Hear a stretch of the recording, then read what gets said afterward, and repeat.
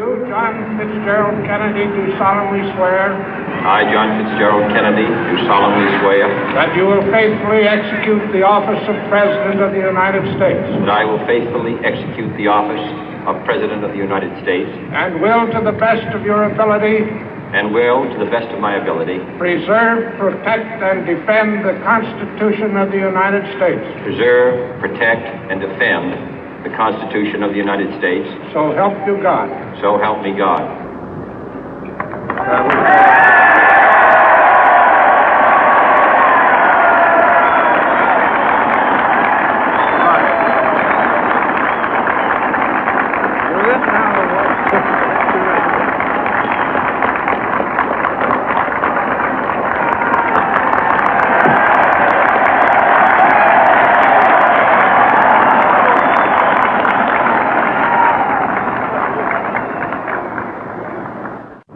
Vice President Johnson, Mr. Speaker, Mr. Chief Justice, President Eisenhower, Vice President Nixon, President Truman, Reverend clergy, fellow citizens.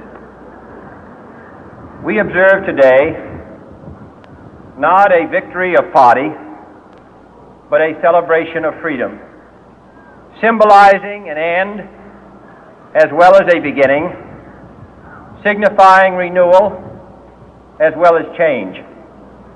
For I have sworn before you and Almighty God the same solemn oath our forebears prescribed nearly a century and 3/4 ago. The world is very different now, for man holds in his mortal hands the power to abolish all forms of human poverty and all forms of human life. And yet the same revolutionary beliefs for which our forebears fought are still at issue around the globe. The belief that the rights of man come not from the generosity of the state, but from the hand of God. We dare not forget today that we are the heirs of that first revolution. Let the word go forth from this time and place to friend and foe alike that the torch has been passed to a new generation of Americans born in this century, tempered by war, disciplined by a hard and bitter peace, proud of our ancient heritage, and unwilling to witness or permit the slow undoing of those human rights to which this nation has always been committed and to which we are committed today at home and around the world.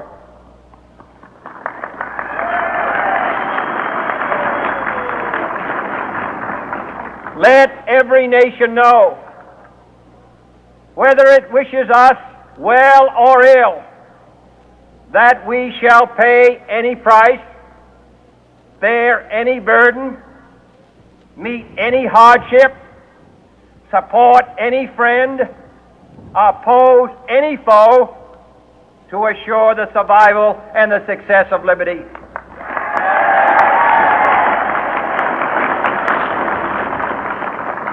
This much we pledge and more. To those old allies whose cultural and spiritual origins we share, we pledge the loyalty of faithful friends. United, there is little we cannot do in a host of cooperative ventures. Divided, there is little we can do, for we dare not meet a powerful challenge at odds and split asunder. To those new states whom we welcome to the ranks of the free, we pledge our word that one form of colonial control shall not have passed away, merely to be replaced by a far more iron tyranny. We shall not always expect to find them supporting our view, but we shall always hope to find them strongly supporting their own freedom, and to remember that in the past, those who foolishly sought power by riding the back of the tiger ended up inside.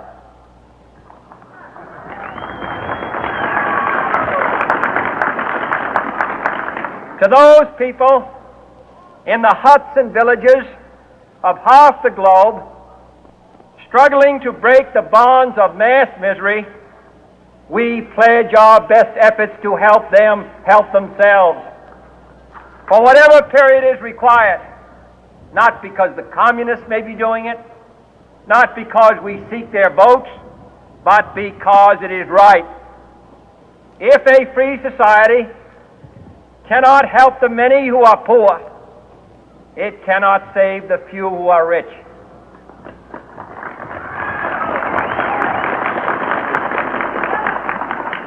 To our sister republics south of our border, we offer a special pledge to convert our good words into good deeds, in a new alliance for progress, to assist free men and free governments in casting off the chains of poverty.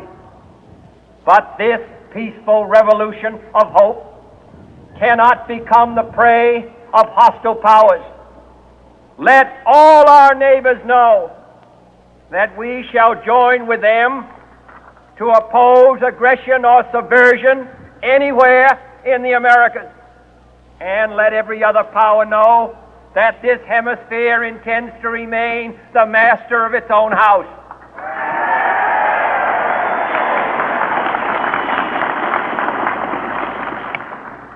To that World Assembly of Sovereign States, the United Nations, our last best hope, in an age where the instruments of war have far outpaced the instruments of peace, we renew our pledge of support to prevent it from becoming merely a forum for invective, to strengthen its shield of the new and the weak, and to enlarge the area in which its writ may run. Finally, to those nations who would make themselves our adversary, we offer not a pledge, but a request that both sides begin anew the quest for peace. Before the dark powers of destruction, unleashed by science, engulf all humanity in planned or accidental self-destruction, we dare not tempt them with weakness, for only when our arms are sufficient beyond doubt can we be certain beyond doubt that they will never be employed. But neither can two great and powerful groups of nations take comfort from our present course, both sides overburdened by the cost of modern weapons, both rightly alarmed by the steady spread of the deadly atom, yet both racing to alter that uncertain balance of terror that stays the hand of mankind's final war. So let us begin anew, remembering on both sides that civility is not a sign of weakness, and sincerity is always subject to proof. Let us never negotiate out of fear, but let us never fear to negotiate.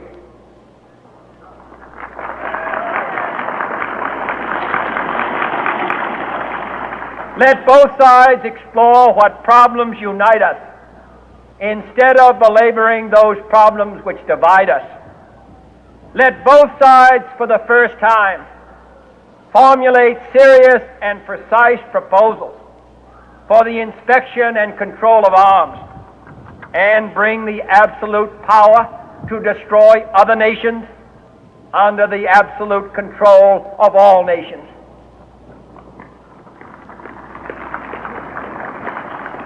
Let both sides seek to invoke the wonders of science instead of its terrors. Together, let us explore the stars, conquer the deserts, eradicate disease, tap the ocean depths, and encourage the arts and commerce. Let both sides unite to heed in all corners of the earth the command of Isaiah to undo the heavy burden and let the oppressed go free. And if a beachhead of cooperation may push back the jungle of suspicion, let both sides join in creating a new endeavor, not a new balance of power, but a new world of law, where the strong are just and the weak secure and the peace preserved. All this will not be finished in the first 100 days, nor will it be finished in the first 1,000 days, nor in the life of this administration, nor even perhaps in our lifetime on this planet. But let us begin.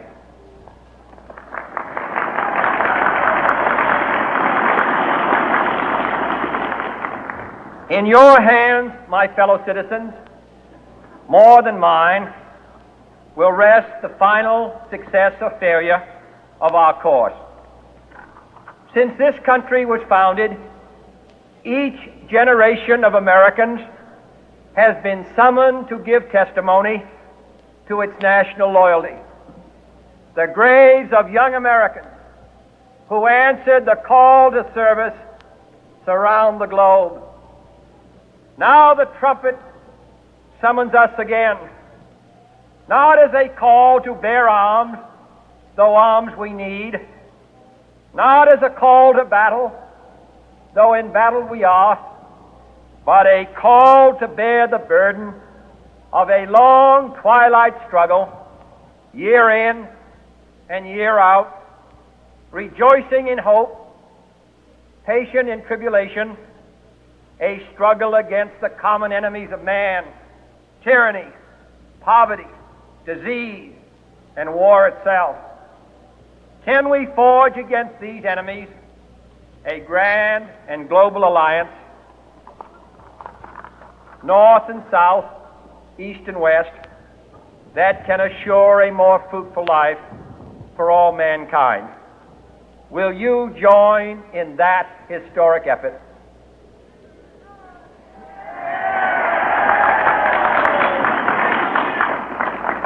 In the long history of the world, only a few generations have been granted the role of defending freedom in its hour of maximum danger.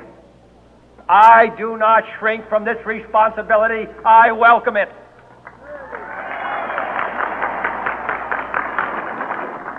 I do not believe that any of us would exchange places with any other people or any other generation. The energy, the faith, the devotion which we bring to this endeavor will light our country and all who serve it. And the glow from that fire can truly light the world. And so, my fellow Americans, ask not what your country can do for you. Ask what you can do for your country.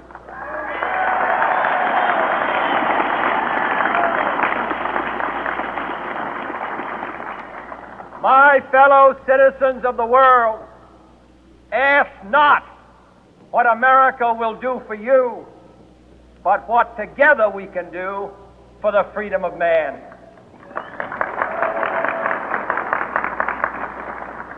Finally, whether you are citizens of America or citizens of the world, ask of us here the same high standards of strength and sacrifice which we ask of you.